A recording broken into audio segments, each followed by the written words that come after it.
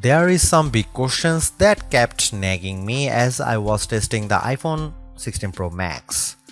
Does the larger screen make it compelling or too big? Is the new camera control a game changer or a gimmick? How well do the Apple Intelligence features actually work? If the iPhone 16 Pro Max has the best iPhone battery life ever, how long does it last?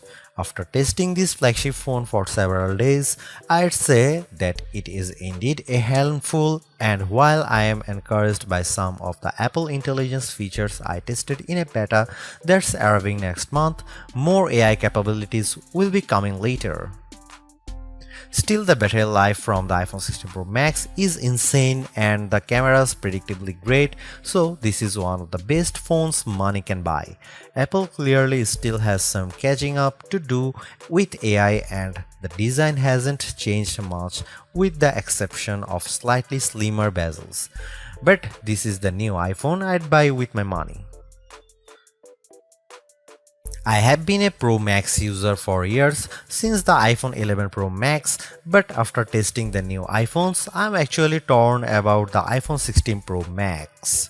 It has the largest display ever of any iPhone at 6.9 inches. Yes, the thinner bezels help keep the device somewhat compact, but it is still taller, wider and heavier than the iPhone 15 Pro Max, which I thought was the near perfect size and weight for a big screen phone. I have gone from feeling like I cheated the system to feeling slightly cheated. This might be an unpopular opinion, but I think the new Pro Max is a little too big, at least for my hands. It's more of a stretch now to do simple things like scrolling through web pages or TikTok, and once you put a case on your iPhone 16 Pro Max, it's like a mini tank. The good news is that the Pro Max is built to be more durable.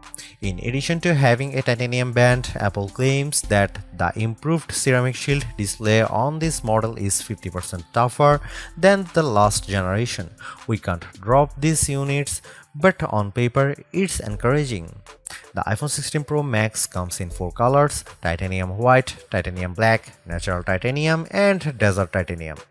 Our iPhone 16 Pro came in the natural, which looks fairly modern, but I prefer the desert color as it pops more. The iPhone 16 Pro and Pro Max displays don't get any upgrades in terms of brightness or refresh rate, but they are still among the best OLED panels on a phone. The only main difference is that the screens can scale down to a minimum of 1 nits, which means you can use your phone in bed without disturbing anyone else and get an even dimmer alarm clock.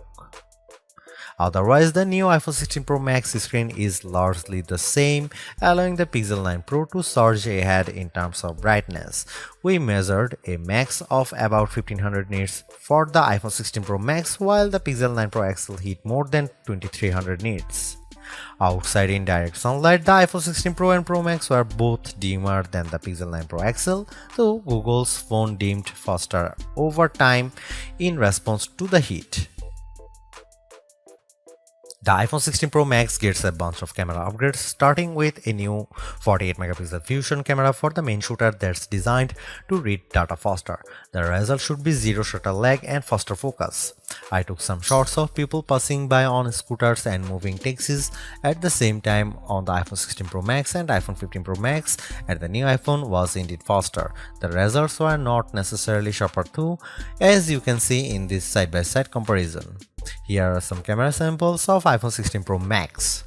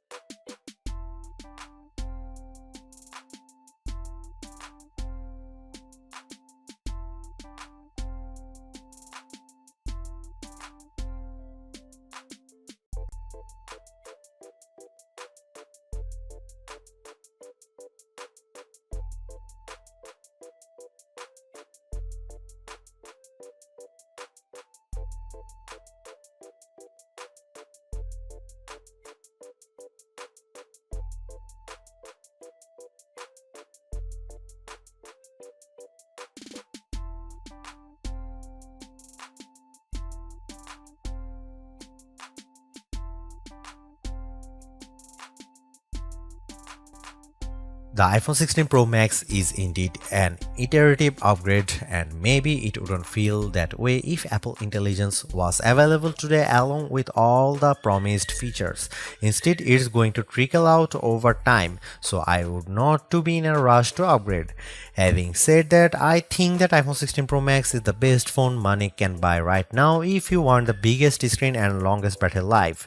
It lags in zoom versus the S24 Ultra, but you get more endurance, better camera quality, and plenty of creative features like photographic styles and audio mix. I actually preferred the AI capabilities of the Pixel 9 Pro XL series with its smarter Gemini Live voice assistant and other features like Add Me for photos and Pixel screenshots. But the Pixel's performance and battery life trail the iPhone 16 Pro Max. For me, the iPhone 16 Pro Max retains its title as the best phone, but it's not because of Apple Intelligence.